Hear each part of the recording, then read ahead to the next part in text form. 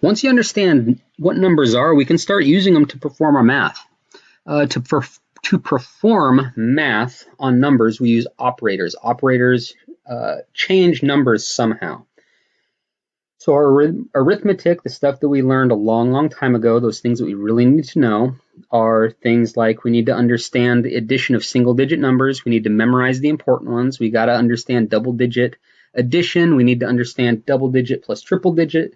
We need to do addition of positive numbers with a negative number, addition of negative numbers with negative numbers, addition of decimals, addition of fractions, all other things, addition that you could think of. And then we need to move into our subtraction. So we need to do all those same things for subtraction. Then we need to do the same thing for multiplication, the same thing for division. There's like 80,000 things that you really have to have memorized if you want to be good at math. Or do what I prefer, and I find it much easier to do this, is just to really understand numbers. Spend more time learning about numbers and then how an operator manipulates the number than trying to memorize all the shortcuts and the rules on how the operators work. So in our last video, we talked about how numbers can be positive or negative. They can also be whole or partial. Really, all we have to cover is what's addition and what's multiplication up to this point. So addition. What we're going to do is we're going to take our first number, and that's going to tell us where we want to start. The plus sign means we're going to combine that first number with something else, or we're going to use that first number as our starting number, and then we're going to move whatever our second number tells us to do. That second number is how many we're going to move. It's going to tell us how much more we're going to add to it. Just be careful to watch the sign, because sometimes the number is negative.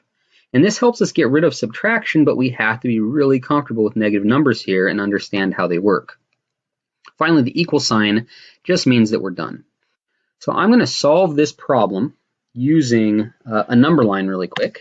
And I know normally you don't want to solve problems using number lines, but I more or less want to show you what's happening. You just solve the problem. We could solve this problem right now, and we don't have to do anything. We can just say that this number is 8. Now, if we wanted to look at this to really understand what's happening, I can make this number line 0, 1, 2, 3, 4, 5, 6, 7, 8, 9, 10. If this is 0, my starting number is 3. 1, 2, 3. There's my starting number. And I say plus, I'm going to add to that. I'm going to move to the right 5. 5. Where am I now at? Well, I'm at 1, 2, 3, 4, 5, 6, 7, 8. And so really understanding numbers is essential. Now, again, we wouldn't want to be using this to solve really tough problems and saying, let me get my number line out so that I can write all my jumps. But what it does, it gives you an idea. Is your number getting bigger? Is it getting smaller? Is it going to be negative? Is it going to be positive? If I have a positive and I'm combining it with, then my number is going to be bigger than both of them. And that's what this number line really shows. If I don't even put numbers into this number line, here's my starting point. Here's 0. My starting point somewhere around here, and I go about that big. I'm bigger than both of those numbers. And that's what I need to know when I'm talking about our addition here. So if I start at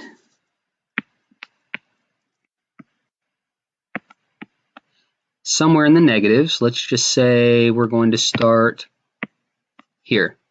Let's say that's about -2. And I want to add about 5 to it. Well, 2 is about this big. 5, let me change the size of that one. 5 is about that big. So if I start here and then I move to the right, I end up somewhere about here.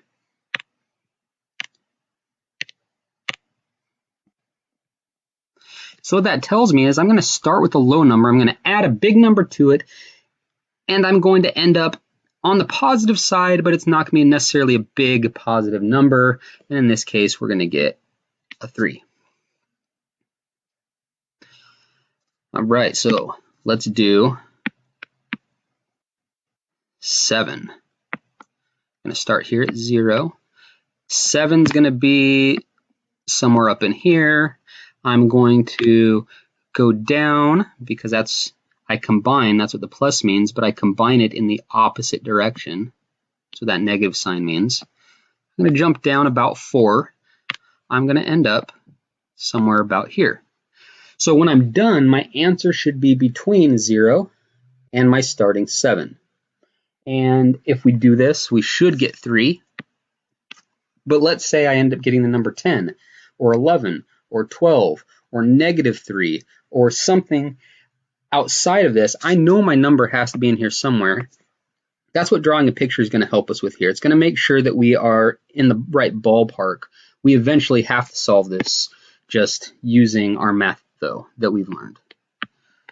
All right, last one. If I have 0 here and I start at about -1 and I go a negative more, 2, then I end here. And in this case, we have -3. Multiplication, same thing. But so one more thing, I guess, about addition. That means that I've learned everything here. If I understand how this works, I don't have to worry about decimals. I don't have to worry about double digits. I don't have to worry about adding negatives. I don't have to worry about subtracting. It's all built into the fact of where's my starting number? What direction am I going? And that's what this sign tells me. And then how many am I going? We don't have to memorize anything else other than just how the numbers move along there. So let's do something similar for multiplication. My first number is going to be the size of a jump that we make. We're going to start at 0 here. First number is the size of the jump. The multiplication sign means that we're going to make a jump. As opposed, if there was a plus sign, it would mean that, well, we're combining. Multiplication means we're making a jump. The second number is how many jumps we're going to make. The equal sign again means that we're done.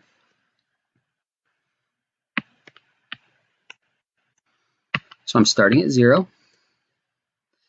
And a 2 is going to look, let's say, about yay big. So that's the size of my jump. And then I'm going to do it 3 times. 1, 2, 3.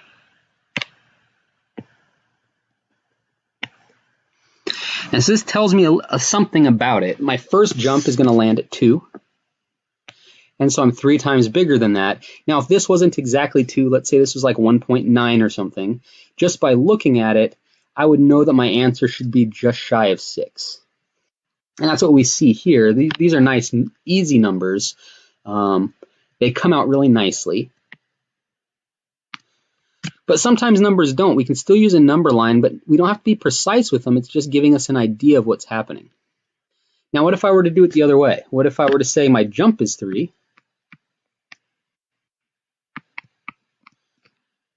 and I'm going to do 2 of them? Well, my jump's bigger now, but I only do 2 of them. I still end at 6. Now, what about division? We're going to get rid of division here by, again, if we get really good at our fractions, we don't need division because multiplying by a fraction is the same thing as dividing. So here is my number line. Here's 0. The size of my jump is going to be 8.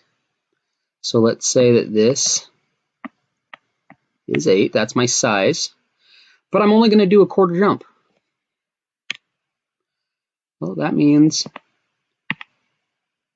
I land right here, which means we have a value of 2. Same thing if it's the other direction. If I start with a fraction,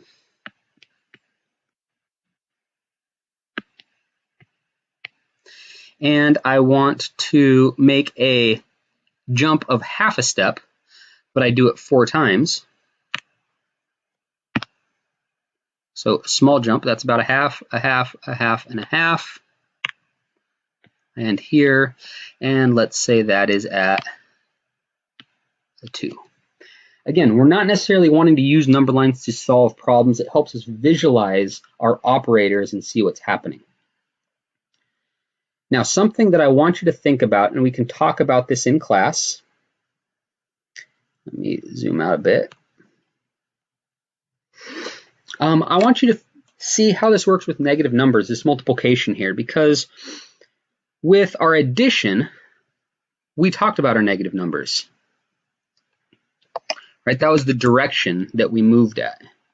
I want you to think about what the negative numbers do with our multiplying / dividing, or multiplying with fractions. How does that work? What would negative numbers do? What would a negative looking jump look like? And what would a negative direction jump look like? And what would happen if you had a negative jump size and a negative jump direction at the same time? So things that would be really good to do outside of this one is to also review fractions really, really well, to understand that all numbers are fractions, and to really understand rates and ratios. When we compare two things, we're going to be using lots of algebra, and algebra uses a lot of rates and ratios. And so those would be some other good things to look at, which we'll be talking about in class as well.